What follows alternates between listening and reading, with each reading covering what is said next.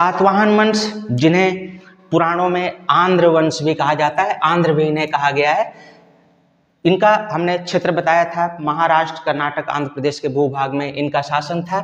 आइए प्रमुख शासकों के बारे में जानते हैं। सिमुक इस वंश का संस्थापक था। सातकर्णी प्रथम इस वंश का पहला शासक था जिसने साम्राज्य विस्तार किया। इस वंश के अगले महान शासक हाल हुए। हाल की साहित्य में रुचि थी। इन्होंने गाथा सप्तशती नामक प्राकृत ग्रंथ की रचना की। ये बहुत इंपॉर्टेंट है, परीक्षाओं में आता है। गौतमी पुत्र सातकर्णी इस वंश के सबसे महान शासक।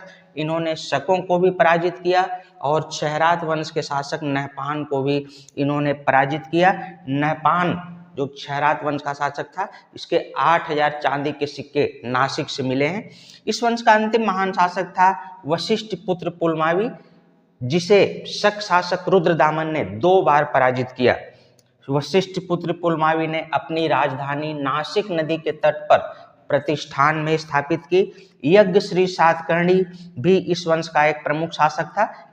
इसे व्यापार व जल यात्रा से ज्यादा प्रेम था। इस वंश का अंतिम महान शासक था विजय सातकर्णी। तो ये सातवाहन वंश के प्रमुख शासक